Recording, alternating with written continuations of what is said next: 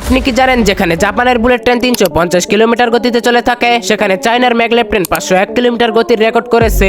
এরকম America, Russia এবং ইউরোপের দেশগুলোতে সুপারফাস্ট ট্রেন রয়েছে, কিন্তু বাংলাদেশে এখনো কোনো বুলেট ট্রেন নেই কেন?